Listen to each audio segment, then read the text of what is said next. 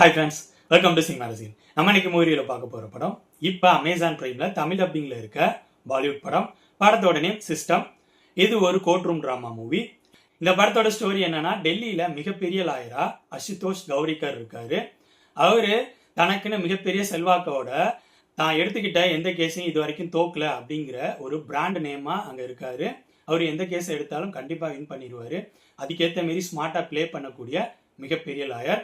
அவருக்கு ஒரு பொண்ணு ஒரு பையன் அவங்க அப்பாவோடைய சப்போர்ட்டா இருக்கிற மாரி லாயரா இருக்காரு.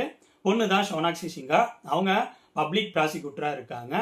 அவங்களுக்கு தன்னோட அப்பாவோட ஃபர்ம்ல ஜாயின் பண்ணிக்கணும் அப்படிங்கிற மாரி ஒரு சின்ன ஆசை இருக்கும். பட் அவரோட அப்பா அவங்களுக்கு ஒரு கண்டிஷனை வைப்பாரு. அது என்னன்னா, நீ இந்த ஃபார்ம்ல ஜாயின் பண்ணிக்கணும் அப்படின்னா கண்டினியூஸா ஒரு 10 கேஸை வின் பண்ணணும். எந்த கேஸ்லையும் தோக்கக்கூடாது. அப்படி நீ வின் பண்ணிட்டேன்னா நான் உன்னை பார்ட்னர் மாதிரி நம்மளோட ஃபார்ம்ல சேர்த்துக்கிறேன் அப்படிங்கிற மாதிரி சொல்றாரு. காரணம், அப்பதான் நீ வெற்றி பெறது அப்படிங்கிறது எவ்வளவு கஷ்டமான விஷயம் அப்படிங்கிறது உனக்கு தெரியும். அது மட்டும் இல்லாம அதுல நீ ஃபேஸ் பண்ற பிரச்சனைகள் என்ன அப்படிங்கிற எல்லா விஷயங்களையும் கத்துக்கலாம். ஸோ நான் சொல்ற இந்த கண்டிஷனை நீ அச்சீவ் பண்ணனா என்னோட ஃபார்ம்ல நீ பார்ட்னரா ஜாயின் பண்ணிக்கலாம் அப்படிங்கிற மாதிரி சொல்லிடுறாரு.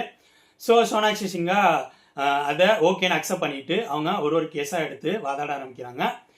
ஒரு கட்டத்தில் சோனாக்ஷி சிங்கா 9 கேஸை வின் பண்ணிடுறாங்க. 10வது கேஸா அவங்க அப்பாவோட ஆப்போசிட்டா வாதாட வேண்டிய சூழ்நிலை வருது. இதுக்கப்புறம் படத்தில் நடக்கிற சம்பவங்கள் தான் சிஸ்டம். பொறுத்த வரைக்கும் இந்த படத்தில் நடிச்சவங்களோட பெர்ஃபார்மன்ஸ், இந்த படத்தோட டெக்னிக் விஷயங்கள் நல்லா இருந்துச்சு. இந்த படத்தோட ஸ்டோரி அவுட்லைன் நான் ஆல்ரெடி சொன்ன மாதிரி தமிழ் சினிமாவில் ஒரு படத்தோட ஸ்டோரி அவுட்லைனை பட்டி டிங்கரிங் பண்ணி மாற்றி எடுத்திருக்காங்க. இந்த படத்தோட ஸ்க்ரீன் பிளே எனக்கு பெருசாக சுவாரஸ்யமா இல்லை. ஃபர்ஸ்ட் ஹாஃப் ஸ்க்ரீன் பிளே ஓகேவா இருந்துச்சு. செகண்ட் ஹாஃபோட ஸ்க்ரீன் பிளே ரொம்ப ஸ்மாரா ஈஸியாக யூகிக்கூடிய வகையில் இருந்துச்சு. ஸோ என்னை பொறுத்த வரைக்கும் இந்த படம் ஒரு பிலோ ஆவரேஜ் படம் தான். இந்த படம் இப்போ அமேசான் பிரைம்ல தமிழ் டப்பிங்ல இருக்கு. ஸோ என்னோட ரிவ்யூ பேஸ் பண்ணி முடிவு பண்ணிக்கோங்க இந்த படத்தை பார்க்கலாமா வேணாமான்னு. சிஸ்டம் படத்தை பற்றி என்னோட விமர்சனம் இது. ஸோ அடுத்த வீடியோவில் இன்னொரு படத்தோட ரிவ்யூவோட சந்திப்போம். பாய்.